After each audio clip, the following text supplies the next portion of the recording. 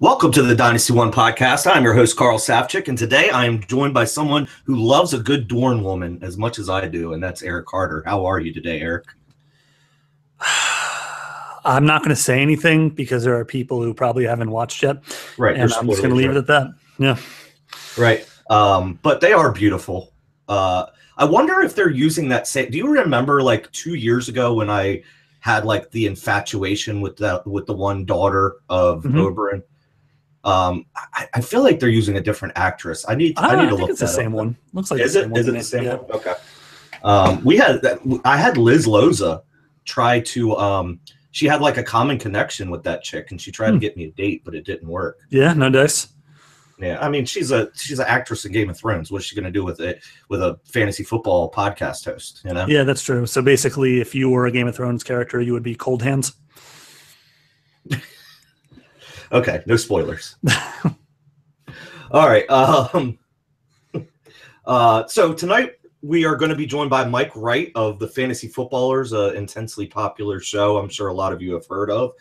Before we do, we have some news and notes. We're going to talk what's been going on in the NFL over the past few days. And then when we are joined by Mike, we will talk about training camp battles, just like we did last week. But, I mean, that's the big thing that's going on right now. So we'll have a good conversation there. Before we get to the news and notes, please, I ask you every week, but please, please, please rate, review, subscribe to the show. It's very important for us to get all of you giving us a review, 5 stars if possible. If you give us a 4-star, please blame it on Jason or Jarrett for not being around anymore. But 5 stars would be beneficial, and thank you in advance. All right, so to the news and notes. Oh, and I think I put in a couple ADP twins this week. The New Orleans Saints have yet to offer Willie Snead a long-term contract, but he did sign his, I think it was like $600,000 tenure or whatever, something like that. But in a text message, Snead said he will not hold out. I really just wanted to hear you talk about Willie Snead, Eric. What are your thoughts on him in 2017 and beyond? Yeah, well, longtime listeners of the show know that we moonlighted for a little bit as the Rod Streeter podcast. And unfortunately, our boy, Mr. Streeter, I think he's still in the league, but he is, I don't think he caught a whole hell of a lot of passes last year. I want to say he was on the 49ers. Either that or he was on the Chiefs. But he didn't do much. So it kind of actually segued, I think, into the Willie Snead podcast because we all love Willie Snead. So I'm going to preface what I'm about to say that in the interest of full disclosure, Snead is actually my second most owned Dynasty player across all my Dynasty leagues behind only Cameron Meredith. And what they have in common is I got them for free in all my leagues. So not surprisingly, I think he's great. I think the numbers back it up. And what's funny is this would be, be a hashtag hot take. It's like a lukewarm take to me at best, perhaps even just a cold take that, if you actually look at the numbers, he was better than Brandon Cooks the past couple of years. And, Snead had that weird first year where he was in the league, but he didn't play. So we've always kind of said like these past 2 years were his first 2 years.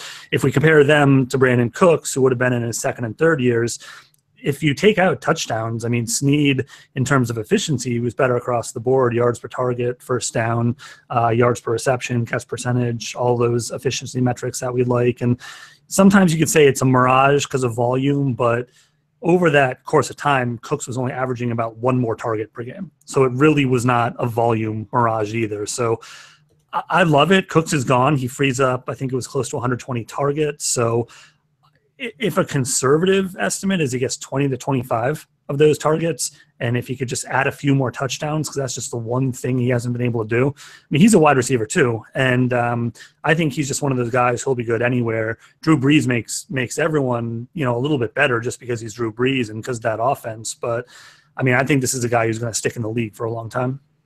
If you were to put Rod Streeter on any NFL roster, just in terms of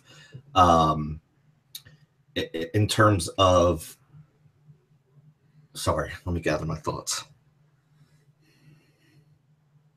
All right. If you were to put Rod Streeter on any team in the NFL in terms of opportunity, which one would it be? In terms of opportunity, I want to say the 49ers, but I'm like pretty positive that's where he was last year. He was there last year, and that would be he's a new coach now, but that would be a good one. He was there last year. He did score 2 touchdowns for the 49ers. Hey, so if it wasn't the 49ers, what other team would it be? I guess in terms of Jets, I would say. Yeah, that's a good one too. He's on Buffalo, which I think is a great that's spot not for him. terrible. No, that's a really good spot for him. I didn't know that. And you were right. He did play for the 49ers last year. Yeah, we definitely love Willie Snead. I mean, he's in a perfect situation. Michael Thomas is going to be the go-to guy there, but we know Drew Brees loves to spread the ball around. Kobe Fleener might even get in the mix this year. They brought Ted Ginn in to kind of play that Brandon Cooks role. Obviously, he is not Brandon Cooks, but he can play that role. Willie Snead is just a hell of a player. It's amazing that he went undrafted. I mean, I don't really know what he did in college at Ball State. He did a lot. He put up big numbers at Ball State. Yeah, I'm looking now. He had a 78 percentile college dominator. He scored a lot in college too, which is the crazy thing because he just hasn't scored in the pros. Yeah, almost 40% of his team's college output. It's just amazing that he went undrafted, that everybody missed on him, but he's been very reliable in the NFL. And I think no matter what we say, he just continues. And it's not just us. There's a lot of sharp minds that are on Willie Snead, but no matter what we say, he continues to be a value. I'm looking for him in Dynasty ADP. He's down at wide receiver 54. That was February. So, I mean, that was before the draft. I wouldn't be surprised. I'm guessing he's climbed since then. That was before Brandon Cook signed. Yep. And that's actually why I had it in February, because I was writing a article about the Patriots, and I wanted to see what Malcolm Mitchell's price was before Brandon Cook signed, which, could you believe this? Malcolm Mitchell actually dropped almost 100 spots in Dynasty ADP since the Brandon Cook signing. I can believe it, and the reason I believe it is because maybe not everybody plays in leagues with 25 plus roster spots, and you can make an argument that if you're in a 12-team league with 20 roster spots, maybe he's not rosterable because he's probably not going to produce this year. And they just re-signed Julian Edelman. And, if Gronk stays healthy, now Cooks is there, Hogan's still there. It's an okay argument to make, but it's one of those trust the talent over situation and just look a few years in the future. There's a lot of guys that I would rather have Malcolm Mitchell over just at wide receiver. I mean, you're looking at Chris Connolly, Chad Williams, Alan Hearns even, probably, Carlos Henderson, Robert Woods, Marquise Lee, Rashard Matthews. I mean, they're all in the same bucket there. I don't think I would rather have him over most of those guys. I would definitely rather have Lee, Matthews, Conley, probably not. But, I think we digress. so Willie Snead did jump a lot since Cooks got traded away. What did I say? Where did I say? You said he was a wide receiver 54 in February. Okay, that was before the Cooks trade. Now he's the wide receiver 31. I think that's a reasonable spot for him. Yeah, that's definitely reasonable. Would you rather have Snead over Dante Moncrief? Yeah, I give me the guy who's actually done something in the NFL. They're like the opposite players. Dante Moncrief will have like 2 receptions in a game, but one of them will be a touchdown. Willie Snead will have like 6 receptions for 70, 80 yards and not score. Right. I think this is a tough one. Snead or Crabtree? That is tough, actually. I think I'd go with Crabtree. I think he's just a little bit better at this point, and he's only 30, I think. So that's not terribly old for a guy who's Crabtree. He's a route runner. He's not a speedster, so I think his game will translate well moving forward. Crabtree's 29. I'm sure he's probably about to be 30. I'm waiting for it to load up now. How about Snead or Golden Tate? That's tough. I think Snead, but it's pretty close. Yeah, so Crabtree. So I'll ask myself the question: if somebody offered me Golden Tate in a trade for Willie Snead, I would turn that trade down.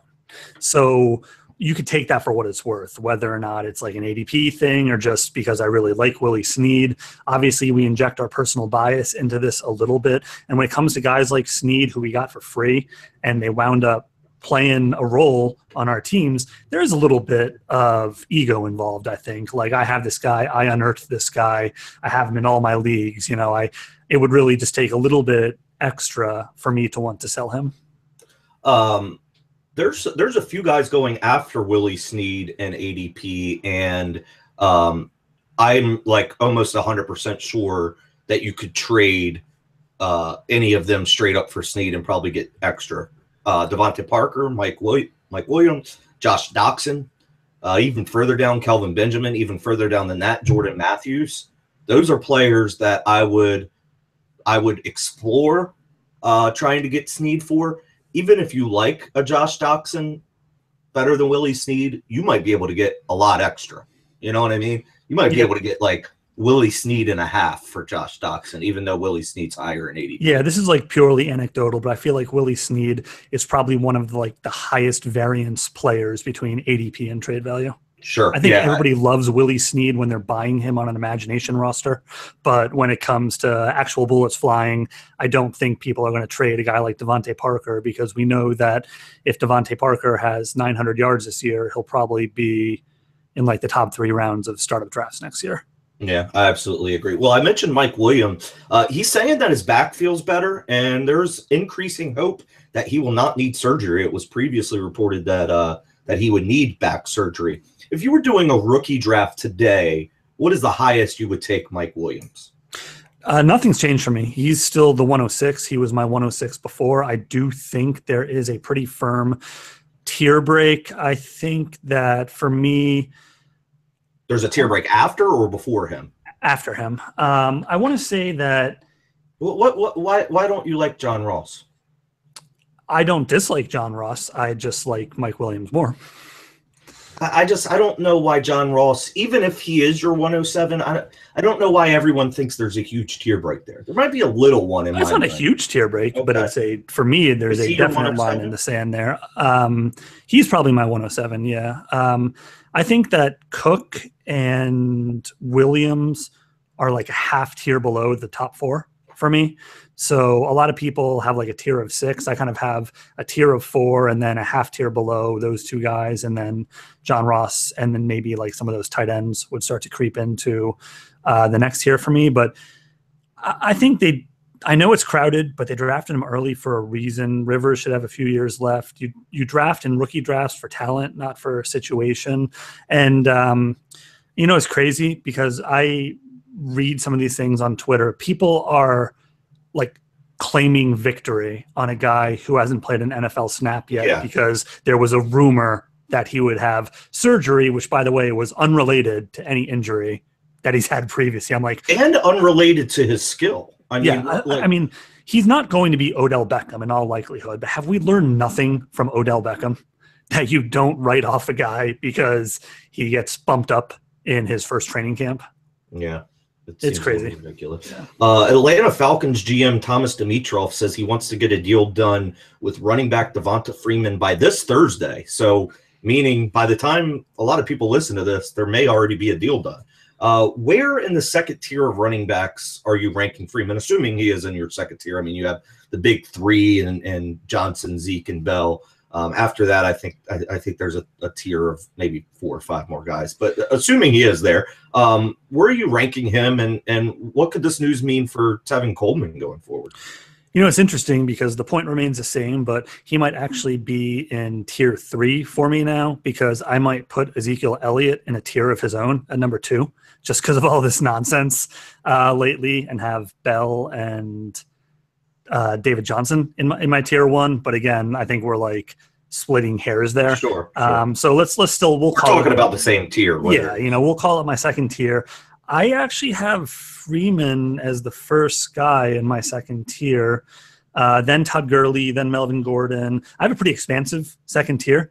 I have Freeman, Gurley, Gordon, Howard, the rookies, and Ajayi. Are all in there. And you know how we are with tiers. Like, you could essentially pick a name out of a hat.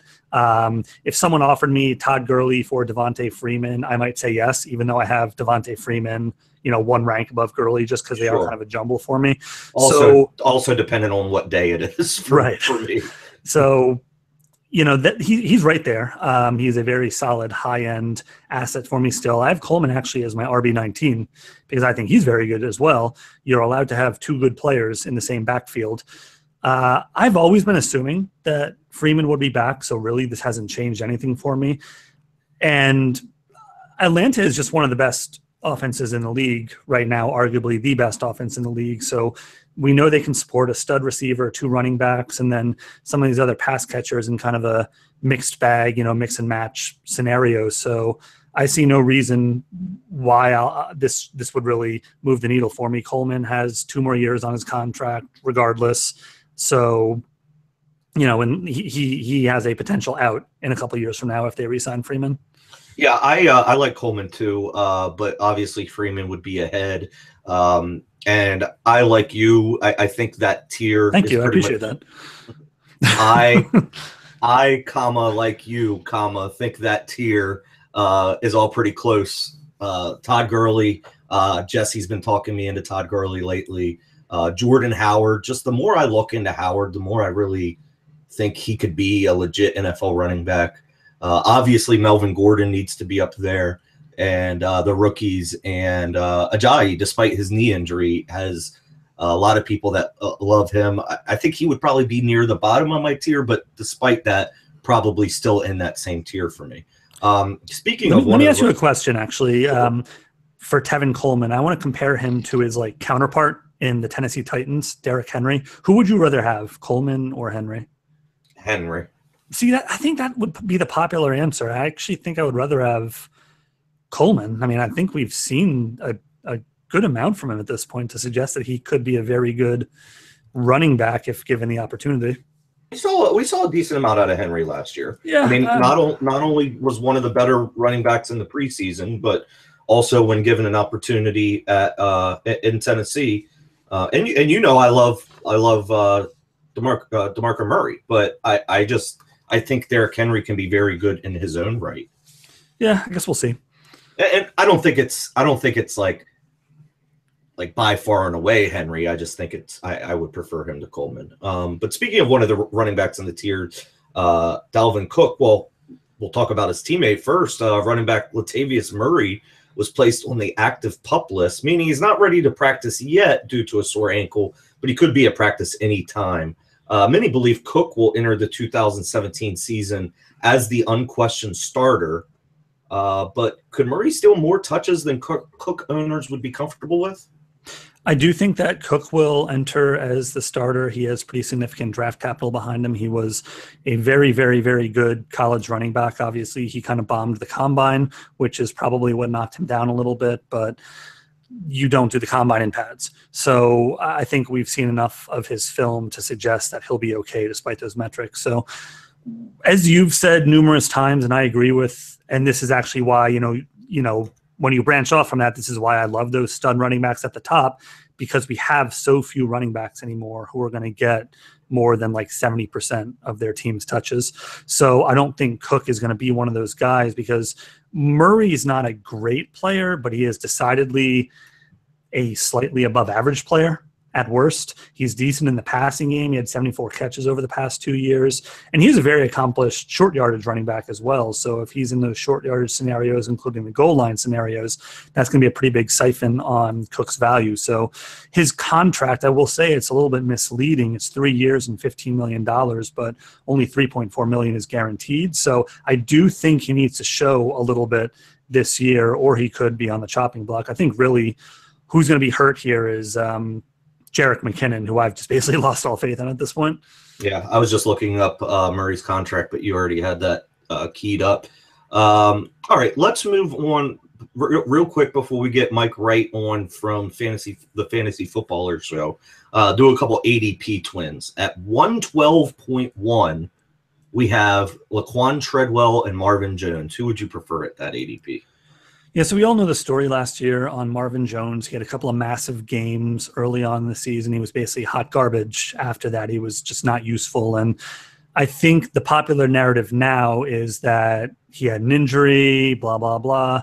But that really doesn't explain the fact that he was garbage in Cincinnati in 2015 as well, which was the season before last season. So I look at him and I see a guy who scored a lot of touchdowns in 2013, and people, I guess, just are hoping that he's going to reclaim that. So you combine that with those couple of big games he had early last year, and I just think people are a lot higher on him than I am. So I understand that Laquan Treadwell has not done a damn thing in the league, but I'm actually going to take him over Marvin Jones here, and I'll do that because he just needs to improve a little bit, 35 to 40 receptions this year, and I think he would be then on a trajectory to gain more value than would a guy like Marvin Jones. It's not because I'm counting on Laquan Treadwell to do anything at all this year. I just think that if he even has a decent year, people are going to say, yeah, he was a first-round pick. I loved him in college, so yeah, give me Treadwell. So you're buying Treadwell on the opportunity to sell him later? Essentially, yeah. Okay. I would take Marvin Jones, I think. And I was a team Sanu over Marvin Jones when they were in Cincinnati. But Marvin Jones went to one of the more pass-happy offenses in the league. We know Stafford's going to chuck it. They really have Golden Tate and Ebron and nobody else now that Anquan Bolden is gone. I think they theoretically have a few other players. Yeah, I was going to say outside of the running back position, which they could throw a ton to. But I could see Marvin Jones being the top target getter in that offense. And I think what he was earlier in the season was more who he is than what he was later in the season. He was dealing with injuries in the back half of the season. And he was on pace to have a huge year. So I'll take Marvin Jones. And here we go. Two tight ends at 130.5. Jack Doyle and Delaney Walker. So yeah, this is close for me. I am going to take Jack Doyle here. Last year on the Colts, he had the second most targets, receptions, and yards on the team. He had 5 touchdowns as well. I know it is very risky betting against Delaney Walker, and I'm not even necessarily betting against him because I still do like him as a player.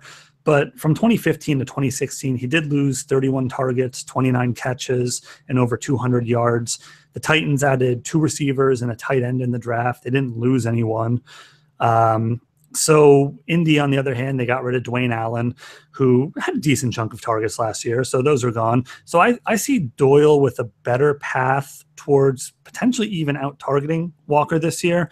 And so I'm looking at this tiebreaker, and I think the tiebreaker for me here is going to be age, and then to a lesser extent, the new contract that Doyle got, which shows that the Colts are, in fact, invested in him. So I think unless you're like hashtag team swoop, former basketball player, et cetera, I think most recognize that Doyle's the guy there at the position. And I think he could definitely be a tight end 1 next year.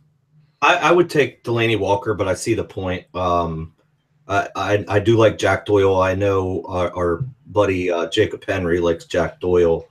I got some breaking news here. I just got an alert on my phone. 2012 Rookie of the Year, RG3, will be trying out for the Chargers. Wow. Any fantasy impact on there? Look out, Phillip Rivers. All right. In just a minute, we'll be joined by Mike Wright of the Fantasy Footballer Show. All right. RG3. Wow. I kind of forget that he even exists, to be honest with you. I was wondering why he wasn't getting – I mean, like, I think he's good enough to be in the NFL. He is, but he's just fragile. Yeah. I don't even know if he's fragile as much as he doesn't know how to protect himself. Like, yeah. I feel like anybody in the NFL is fragile, but like you see – like, do you really think RG3 is any more fragile than Russell Wilson, or do you think that Russell Wilson just knows how to protect himself? I think it's a combination. I think Wilson's a bit thicker than RG3 is. But yes, I do agree that he protects himself a lot better than does RG3. Yeah. And part of that just comes down to he's a better quarterback and he knows when to get rid of the ball. He knows how to evade the rush a little bit better. And he hasn't had the injuries like RG3, where RG3, I just don't think he has that explosion that he had, early in his career anymore. Yeah. Hey, was I choppy at all during the first half? No, it sounded pretty normal to me. Okay. You were, but I'm pretty sure it was on my end. So I think you'll be fine. And it was only a couple little times. All right. Yeah, I know I've been having some issues with my I don't think it was you. Bit, I have like 1,000 tabs open, and I think that's gotcha. Why. Yeah, I always like shut everything down whenever I podcast just because you never know. Yeah. I got Leo. No, I got Tim coming on next week. Nice. And then Leo coming on the week after that. So I just need to get a few more, and we'll be booked up until the regular season. Is Jared ever coming back? What do you say he was like taking? Like I don't think he's going to come so? back to do the show, but I don't want to talk about it while we're broadcasting. Fair enough. I'll just say that I think he's going to stay involved in another way. Got it. Just if you text me after the show, Hello. Hey, what's up, Mike? What's going on? What's going on, fellas? Hey, man, how you doing? Good to have another beard on the show. Yeah. What's going on, guys? Appreciate the invite. Yeah, absolutely, man. Thanks for coming on. Yeah. So you got the things that we're talking about? Yep. All right, cool. And then sometimes I go off on a tangent anyway, so whatever. That's not a problem. All right, cool. We'll go ahead and get started. Good. My level's good. You can hear me? All Yeah, right over there? I can hear you fine. Yep. Great. All right, now we are joined by Mike Wright of the Fantasy Footballer. Sorry. That is the second time I messed up today. What am I doing? And I didn't even say anything wrong. I got it correct. I'm fucking up. You gotta power through that, man. Yeah, I know. I don't even think I've messed up on the show once in the past couple months, and now I am. Okay. Now we're joined by Mike Wright of the Fantasy Footballer Show, and if I'm not mistaken, a fellow Overwatch player. Is that true? Oh, you were talking to a Roadhog and Soldier 76 main, my friend. Not just an Overwatch player. I love that game. Yes, I have a Soldier Golden Gun, Diva Golden Guns, and Mercy Golden Staff. Oh, that's not too shabby. I think when we were really going hardcore comp, the highest I got up to, I think, what was it? I think I was a diamond player at one point. That is awesome. I don't mean to brag, but I was kind of a baller at GoldenEye on N64 back in the day. So then you're going to get into the perfect dark GoldenEye argument. I don't know if you want to do that. Well, thanks for coming on. We're going to talk about training camp. We got a lot coming up, a lot of battles to be had. First, let's talk about the Redskins' backfield. I think that some people may be thinking that it's Samaj P. Ryan or die there, but is Chris Thompson safe as the third down back, and how much of a role could P. Ryan have? Is Rob Kelly going to get a bunch of touches? What do you think's going on there? And you're talking, I want to clarify, Samaje Perine is my man. Like, he's the guy I like to watch the most and that's maybe sounds excessive when you got Fournette and Mixon, but Perine was the guy I enjoyed watching the most, his college tape. I'm a huge fan. I think that he can do big things. I was very excited when he got drafted by Washington. I thought that was kind of a perfect place. But for fantasy this year, I don't see why Perine people think he's going to take over right away. I mean, Rob Kelly was okay, and maybe that's not what you want out of your starting running back, a guy who's just okay, but he was reliable, and that's why he passed up Matt Jones on the depth chart.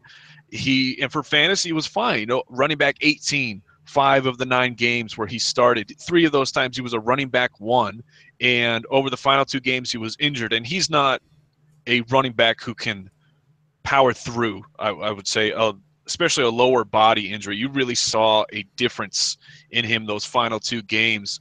But he's in a perfect spot. He's a 2-down banger. Watching him catch the ball is as far from a thing of beauty as you can possibly get. And that's why I think Chris Thompson is safe in that 3rd down role. Perine has softer hands, I think, than people realize, because Joe Mixon was there soaking up all the targets in college. But I think Perine's a much better pass catcher than Rob Kelly if and when Samaje is able to supplant him. But Chris Thompson, he's the 3rd down role. I don't think that really carries much fantasy value. I've been wanting to get on board with him the last couple of years, but it's just never really turned into anything. You're not talking theoretic levels of a 3rd down back. So he's safe, but I don't want him on my team. And to start the year, I want Rob Kelly. He's going later in redrafts, and then once the Samaje Perine owner gets fed up, I'll send an offer. I'll get him super cheap, and then Perine will start the second half of the season. I mean, it's a perfect formula for success. What do you guys think about Rob Kelly versus Perine? I love that you called him dependable, because I think the two things that he did were hold on to the ball and not get stuffed. So he was not a great running back by any stretch. He was very serviceable. And honestly, for a guy coming in undrafted who was basically thrust into action just because the coaching staff got fed up with Matt Jones, I think he did an admirable job. And I like Perine as well. So I do agree with you that people asserting that he's going to come in and take the reins, I don't think that's going to be the case. I think there's going to be a lot of cannibalism there. And Chris Thompson, I use the term aggregator. Chris Thompson is an aggregator. He doesn't ever pop on any given week. He's a guy who he stays healthy and he plays 16 games and he gets just enough touches to finish as like an RB3 or an RB4, but he's just accumulating these mediocre stat lines on a weekly basis. And essentially by attrition, he finds himself, as one of these top 50 guys at the end of the year. But you really look at his numbers for a pass catcher. He had 3 or fewer receptions in 10 games. He only had double-digit carries once. So I look at a guy like that and I just say, good luck trying to predict the week that he breaks out. Maybe as like a best ball guy in one of the final rounds, I'm okay with him, but otherwise I'm not big on him for fantasy. And then we just have so many options on that offense in general. The 3 wide receivers and Jordan Reed. I've said this, I think, every single time I've been on the podcast over the last couple of months, that they have 4 guys in Dynasty ADP, 4 pass catchers who are going in like the top 60 right now. So there are a lot of mouths to feed, and it'll just be really interesting to see how it shakes down. I think the big takeaway I have, if looking at it from a dynasty sense, if I can put words in you guys' mouth, is that don't put things in my mouth. Is that Samaje Perine is a buy, just not yet in dynasty. Would you agree with that, Mike? Yeah, I would completely agree. I was I had the 108 or 109. Wait. No. I was in the championship game. I forgot. Hey, that's a humble brag. Yeah, I didn't win though. Doug Baldwin destroyed my dreams. But so I had the 111, and I thought I was in prime Perine territory. And as the draft is unfolding, I'm thinking I'm going to have to make a really tough decision here, because I'm a big Kareem Hunt believer, and not just the talent, but Andy Reid. I'm buying into the fact that they traded up for him, and what the Chiefs and Andy Reid have done for fantasy running backs. I just feel like Kareem Hunt, that's another situation where Hunt's not going to take over right away for Spencer Ware. Spencer Ware's just fine for now, but long-term thinking of Hunt, once he's the guy, he's going to be, I think, just fantastic. So that was like the brain, but then my heart was telling me that Samaje Perine is going to be there for me, and it's going to be hard to say no to this guy who I've fallen in love with and I think is going to be great in Washington. Luckily, or unluckily, depending on how you view it, someone grabbed Perine right in front of me, so it was easy for me to take Hunt there. But he is a buy for me. I think that where he's going in rookie drafts, kind of the back of the first, at least what I've seen, unless he's kind of changed drastically since then. I think that's a perfectly acceptable place to take a guy on a high-powered offense. Granted, is Kirk Cousins going to be there next year? Who's going to be the quarterback? Oh, that's a strong no. All right, where's Kirk Cousins going? I don't want to derail this too much, but where's he going? I don't know. I live in the DC area. They've screwed that up so badly. He could. I tweeted out the entire conversation he had on DC radio the other day, and he's saying all the right things. He's saying he wants to stay in Washington, but he wants to see. I mean, the Redskins have a little bit of leverage. They can transition tag him and match any offer, but it's tough to see him there long term when they've treated him poorly. And that could put a huge dent in Perine's value, because I believe in Kirk Cousins. I think that he is a top half quarterback, and you've seen that, at least for fantasy purposes. I mean, almost 5,000 yards last year. So if he leaves, then things could shake up. But at least right now, Perine is a fine back of the first rookie pick. All right, well, let's move up I-95 to the Ravens. Which players do you think, Mike, will line up in 2 wide receiver sets? And can anyone outside of the big three in Macklin, Wallace, and Perriman make an impact at wide receiver? Sure. The two, it's Macklin and Mike Wallace. I was with everyone before early, off season that Mike Wallace is going to be an incredible sneaky value. I don't believe in Brashad Perriman at all. Watching his film last year, he's fast, but I don't know what else he does that's considered a strong trait for a wide receiver. And they didn't hesitate one single second when Jeremy Macklin was cut from the Chiefs that said, "Oh, a top wide receiver, let's get him." So I like Macklin's value, but when you're talking who else can make an impact, maybe Ben Watson. I mean, everybody there at the tight end position is hurt. Dennis Pitt is done. Max Williams, they're saying he's going to start on the pup. Crockett Gilmore, I mean, who knows? But Ben Watson, meanwhile, is coming off his own Achilles injury. But you look back what Joe Flacco has done with tight ends. Dennis Pitt, 121 targets last year. 2015, Gilmore was on an 82 target pace. And then when he went out, Max Williams got 21 targets over the final 3 games. Owen Daniels in 2014, 79 targets in 15 games. He throws to the tight end. You may not get a lot of touchdowns, and Watson's a seasoned veteran, very, very heavily seasoned. But I think that there's value there for a tight end who, in Dynasty, what would you even have to pay for him if he's not just sitting there on your waiver wire right now? And in redrafts, he's going to be free waiver wire fodder. So if anyone's going to give you value in Baltimore as a pass catcher, other than Macklin and Wallace, it's Ben Watson for me. So to answer your question, I'm in one of the kitchen sink leagues that Ryan McDowell runs, and sure, these are actually tight end premium leagues, and Ben Watson was on the waiver, and I got him for $1 out of 1,000. So that is ridiculous. Yeah, that's what he costs right now. I'm with you on Watson. I want to circle back to Perriman for a second. I like him a little bit, and what I said a little while ago when they signed Macklin was I didn't necessarily view it as like a shot across the bow of Perriman because they went through, basically an entire NFL draft and didn't really pick much competition at the receiver position. And obviously they had no idea that these guys like Macklin and Decker were going to be available.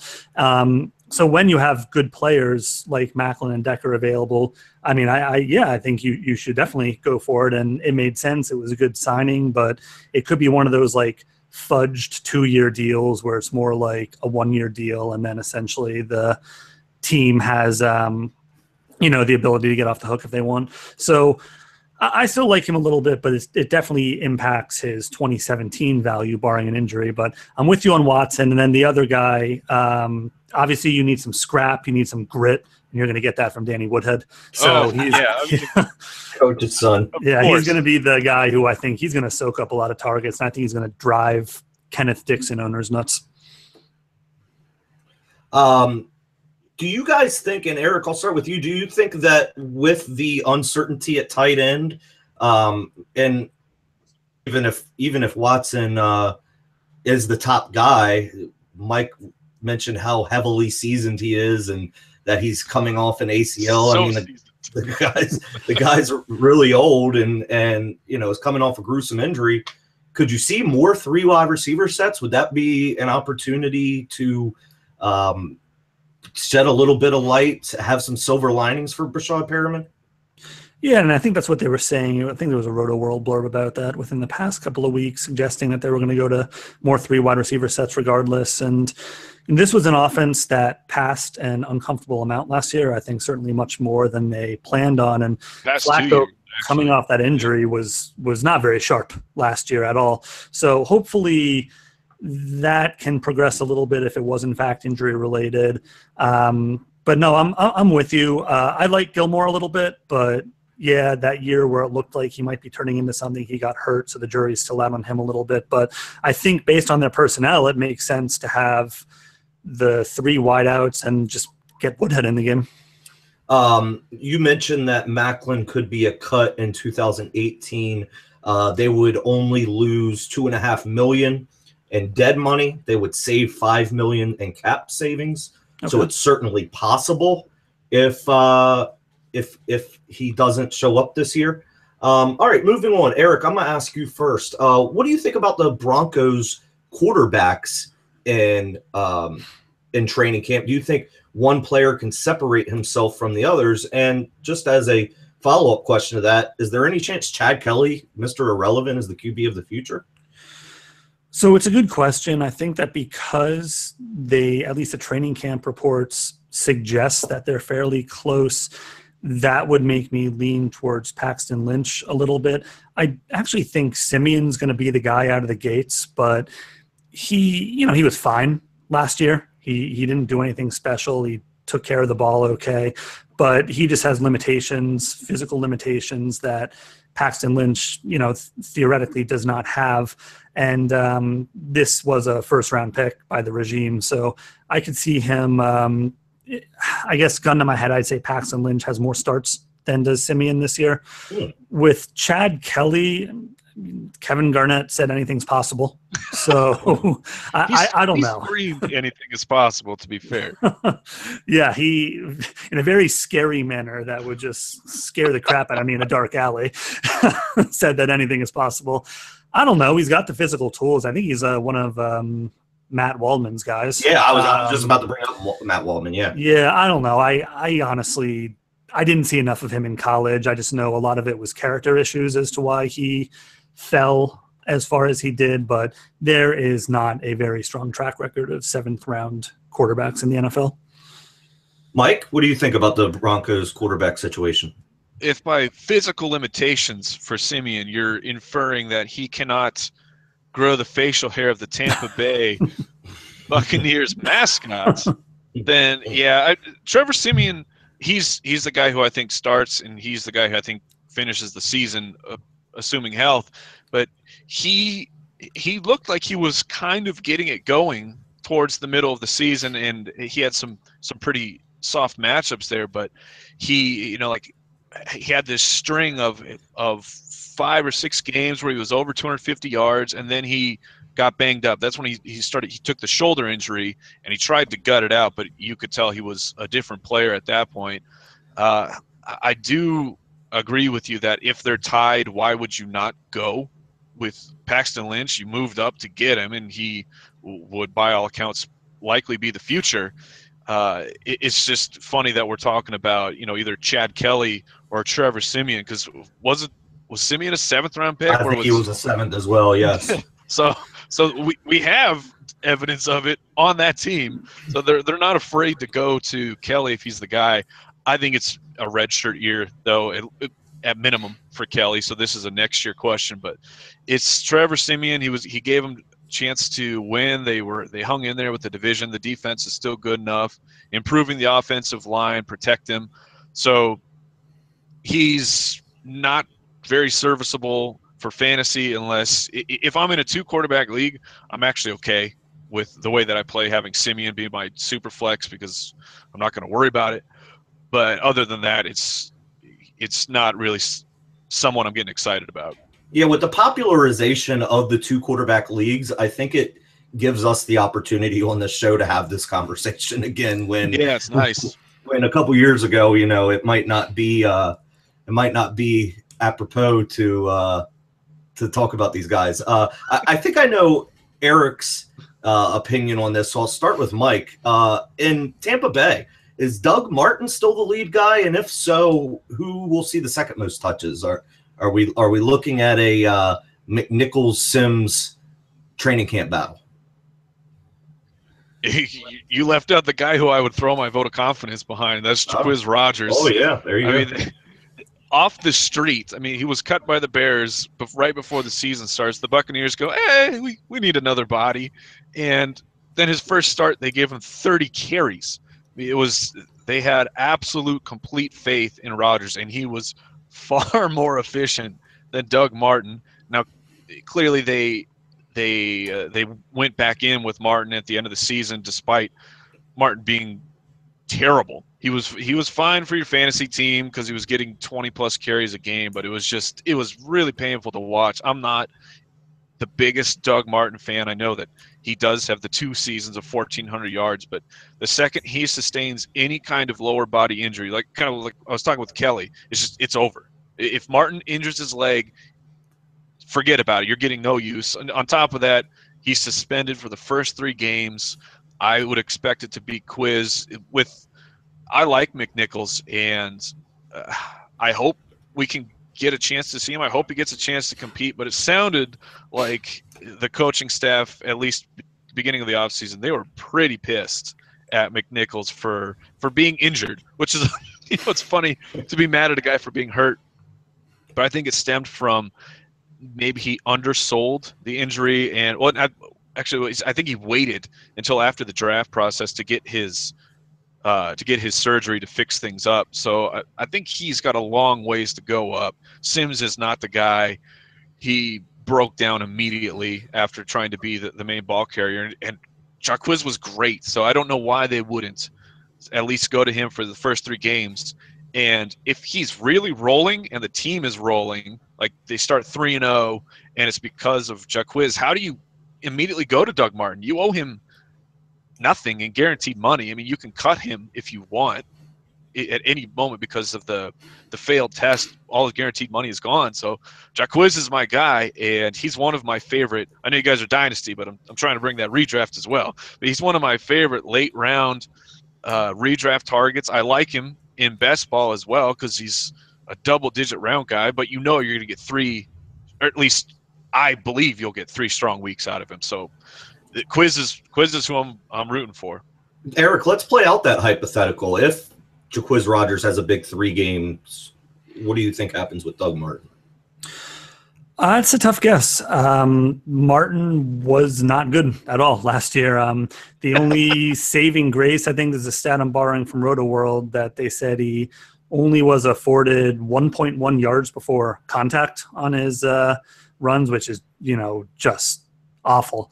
So I don't know. It is a very interesting question because with that Tampa offense, they do have the potential to be a very good team, and they could very well go 3-0 in those first couple of weeks. And I guess the coaching staff just going to have to ask the questions: that is it because of Jacquizz Rodgers, or are they winning their games and he kind of ran out the clock, and maybe we think Doug Martin can still do a better job? I don't know. Rodgers was definitely better last year, so it's very tough to say. I still like Doug Martin a lot, as you know.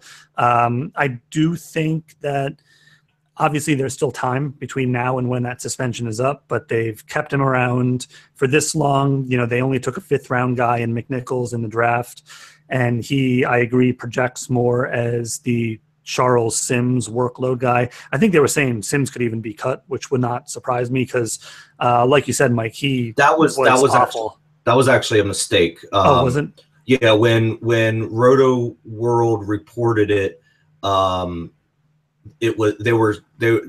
it was, they were talking about a different Sims. Okay. What a different I think it was Deion Sims maybe on the Bears. That wouldn't make sense because they just signed him. Yeah. But yeah, Roto World, I forget which Sims it was, but yes, It was a different Sims other than Charles. Okay. I think Roto World made that mistake. All right. But yeah, he's a guy that he is certainly not a bell cow. So at least for those 3 games, I do believe it's going to be the Jacquizz Rodgers show. So you wouldn't like then that I've been known on my show to refer to Doug Martin as the poop sandwich. We like Doug Martin on this show. That's why I went to you first, because I didn't want you to feel bad saying anything to Eric. Trust me. I have to. I have to besmirch him on my show all the time. Yeah, for this. I mean, Doug Martin, with the size of the contract they've given him. I know Jameis is the face of the franchise, but Martin's one of your key guys. To have to spend the entire offseason reassuring your fan base and leaking to the media, oh, he looks great. He looks like the old Doug Martin. Like, that's not something I want.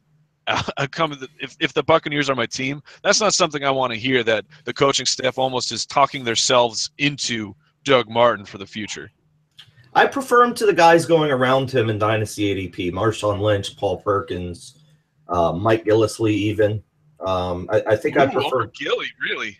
I mean, when are you going to start Gillislee and feel confident that he's going to be the guy that gets a lot of the touches that game? You know what I mean?